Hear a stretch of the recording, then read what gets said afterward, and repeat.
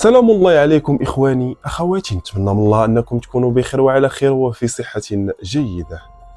في هذا الفيديو هذا الإخوان غادي نهضروا على أساس لا فيديوهات ديال بنت سعاد جوهرة مغربية، وكما كتعرفوا الإخوان أنها خرجت ببعض الأمور وخرجت بالأسرار أو نقولوا شي أمور اللي متعلقة بالعلاقة الزوجية ديالها، وأكيد أنها كتهم الزوج ديالها بالخيانة، وأكيد أن هذه الهضرة هذه غادي نناقشوها إن شاء الله في الفيديو وغادي نناقشوها بخطوه بخطوه. اكيد اننا غادي نهضروا على اساس القضيه اللي متعلقه بالحمل اللي دارت الجدل او لا الحمل ديال الجدل كما كيصرحوا هما بانفسهم، وبالخصوص المعنيين بالامر اللي هي الام والاب اللي كيخرجوا وكيقولوا لنا هذه الهضره هذه قبل ما تخرج ديك الزنوبه. المهم هذا الامر هذا الاخوان غادي نناقشوه ان شاء الله، وغادي نناقشوا هذا الموضوع هذا بواحد الطريقه مختلفه، وغادي نكتشفوا شكون اللي بدا في هذه القضيه هذه وشنو هو السبب اللي خلى القنوات انهم يخرجوا ويقولوا هذه الهضره اللي كتدور دابا حاليا واللي شحال هذه يهضروا، واكيد انهم قالوا بزاف ديال الامور. المهم ما عليناش، هذا هو الموضوع الاخوان اللي غادي نهضروا فيه ان شاء الله في هذا الفيديو هذا. ما غاديش نفوتوا، ما غاديش نجيب لكم شي مواضيع اخرى، واكيد انه كاين بزاف ديال الامور اللي خاصنا نناقشوها، ولكن غادي نناقشوا هذه الامور هذه او هذه الامرين بجوج باش ما نمشيوش بعيد. داكشي علاش. المهم قبل ما ندخل في صوب الموضوع، الا كنتي اول مره كتشوف القناه ما تنساش تهبط لتحت تورك على زر الاشتراك وتفعل ميزه زر الجرس باش يجيك كل جديد، وما تنساوناش الاخوان ديروا لنا لايك الفيديو وواحد تعليق يكون تحفيزي، وما تنساوناش من البارطاج ديالكم، بارطاجيو لنا هذا الفيديو ديال الاوساني تقدموا كاين باش انه يوصل كاع الناس اللي مهتمين بهذا الموضوع. والان الاخوان على بركه الله نبداو في صلب الموضوع. كما قلت لكم في البدايه غادي نهضروا في جوج ديال الامور، غنهضروا في الزوج ديال بنت سعاد جوهره مغربيه، وغادي نهضروا على اساس القضيه ديال الحمل، كيفاش وعلاش الناس كيهضروا، علاش كيقولوا، علاش كيديروا، هادشي كامل غادي نناقشوا. اول حاجه غادي نبداو بالامر الاول اللي متعلق بالزوج ديال بنت سعاد جوهره مغربيه اللي كتخرج بواحد لا فيديو وكتهم الزوج ديالها بالخيانه الزوجيه، وعلاش بالضبط انها اعلنتها للعلن، وعلاش بالضبط انها شاركات هذا الموضوع هذا مع المتتبعين باش ان الزوج ديالها يعرف بلي انه هي شاده عليه بزاف ديال الامور.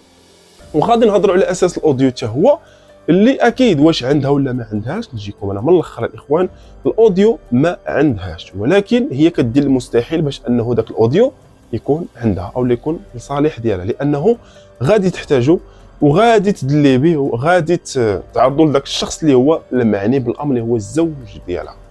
هذا الشيء كامل الاخوان اكيد انه مدروس، واكيد غادي تقولوا لي راه ديجا اصلا هاد السيده هذه كانت ولا اعلنات بانه راه غادي تطلق من داك الشخص، ولكن من بعد فاش عرفات او فاش قالوا الناس ولا فاش خرجوا هاد الاسرار هادو وفاش كيقولوا بانه هاد السيده هذه راه غير غادي تدوز او غادي تغلق الملف ديال زنا المحارم، راه غادي تطلق داك السيد. هي بغات غير باش انه يتغلق داك الملف، وفاش عرفات بانه الناس قالوا هاد الهضره هذه وفهموا المسلسل كيفاش داير اشنو دارت، هاد السيده هذه قررت باش انها تمشي او تسير المسيره ديالها مع داك الشخص او لا هذاك الزوج، وغادي تزوج به وغادي يقولوا بحال ما كاينه حتى شي حاجه. واكيد انهم بداو كيبغيو بعضياتهم لواحد الدرجه ما كتصورش كما صرحات هي، وصافي قالت علاش لا نقلب الميزان.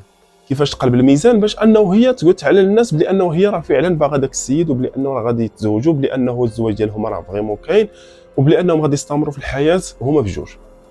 ولكن في الاخير تفاجات من بعد ما عيطات عليها الام ديالها وتلاقات معاها وراتها واحد الاوديو اللي خلى او اللي خلات واحد السيده اللي الاسم ديالها تقريبا واخا ما بغيتش نذكر الاسماء اللي هي ابتسام، اللي مشات عند الزوج ديال هاد السيده هذه اللي هي بنت سعاد جوهره مغربيه، وبدات كطرح عليه اسئله وبدات كتقول عليه كيفاش وعلاش وهناك بالضبط ان ذاك الانسان اعترف بزاف ديال الامور وقال الحقيقه اللي كانت مخفيه اللي ما كانش اصلا بنت سعاد عارفاها. وبالنسبه لهذا الانسان هذا بدا كيقر وكيقول شي امور خطيره اللي خلات بنت سعاد انها تحس براسها باللي لا قيمه لها بالنسبه لذاك السيد، او بالنسبه لديك الهضره اللي كان كيقول ليها، او بالنسبه انتم راكم عارفين الهضره اللي كانت كدور بيناتهم. واكيد انه هي حست براسها باللي انه تشمتات ديك الفتره كلها، وعاد زادت تاكدات بان ذاك الانسان طريقه باش كان تلاقى بها او الطريقه اللي كان هو اصلا كان باغي باش انه يوصل ليها، انه مازال فيه حتى هو مازال كيبحث على واحد الانسان اللي مازال صغيره وقال بلي انه غادي يجيبها ومازال صغيره من يعني صغر من هذيك. وحنا فاش كنكتشفوا بلي انه فاش كيقول صغر من هذيك لان هي يلا كملت 18 عام، واكيد انه غادي تكون قاصر عاوتاني هذيك اللي باغي اولا هذا السيد هذا اللي كيبحث عليها.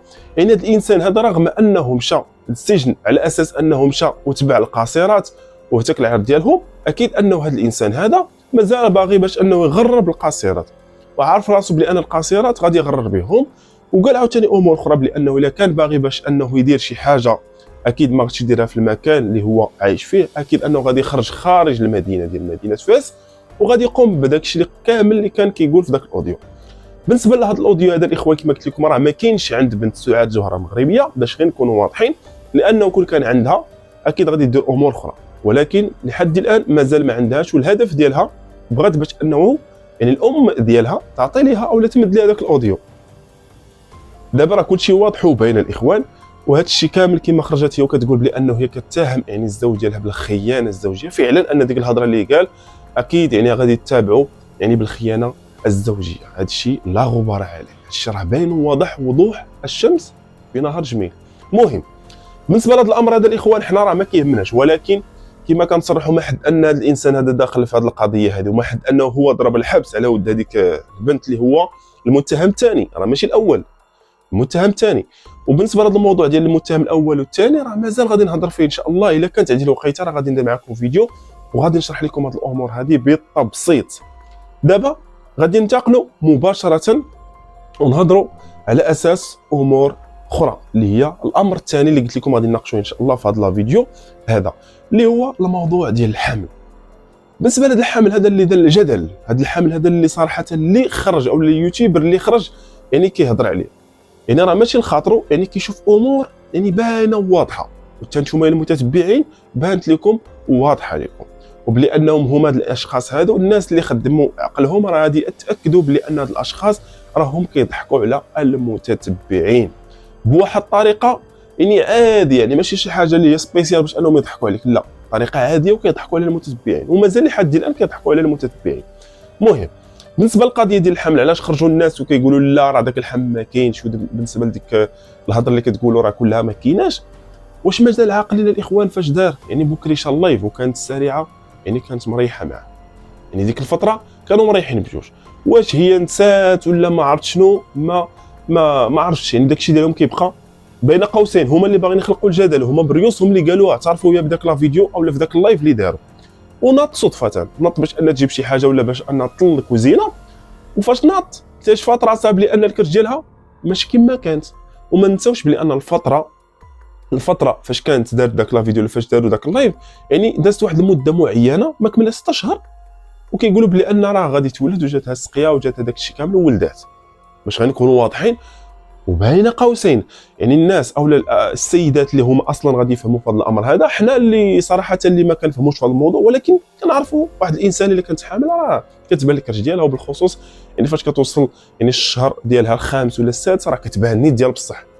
ولكن هذه السيده هذه في بعض فيديوهات ديالهم كتبان الكرش يعني واضحه كبيره تبارك الله، ولكن في ذاك اللايف كانت بلا. فتخيلوا معايا الاخوان كيفاش غادي تقبلها الذهن ديالك او البال ديالك، والناس كيتبعوهم يوميا بلي انه غادي يقولوا كيفاش ان السيده هذه الكرش ديالها كتبان يعني كبيره بعض الاحيان، ومن بعد عاوتاني كنشوفوها ما كايناش.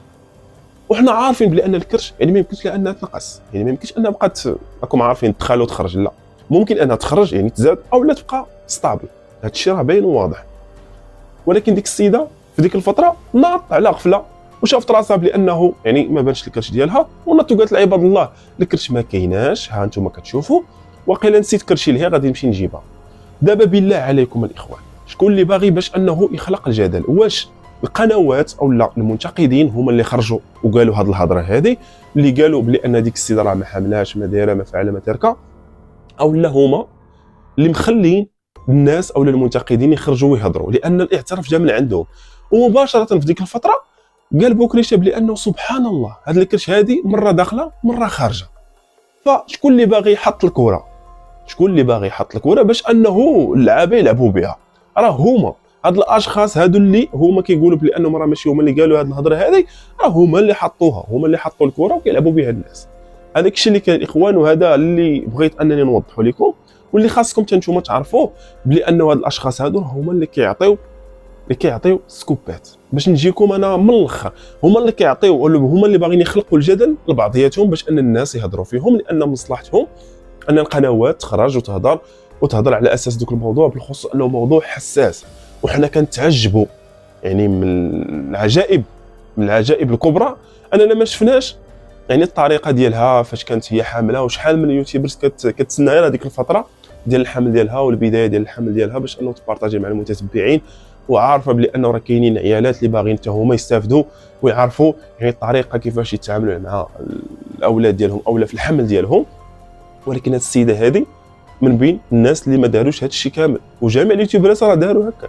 يعني جميع اليوتيوبرات يعني خرجوا وكيصرحوا الطريقه وكيفاش خصني ندير وهكا شنو كندير وشنو الطريقه والبدايه ديال الحمل ديالها حتى تولد. ولكن هذه السيده هذه ما دارتش هذيك الطريقه، علاش الله اعلم. المهم اخوان نكتفي بهذا القدر هذا، ما بغيتش نطول عليكم في هذا الفيديو هذا. نتمنى اننا نتلاقاو في الفيديو الجاي. فغادي نختم هذا الفيديو. الا كنتي مازال ما اشتركتيش في القناه ما تنساش تشترك في القناه وتفعل ميزه زر الجرس باش يجيك كل جديد.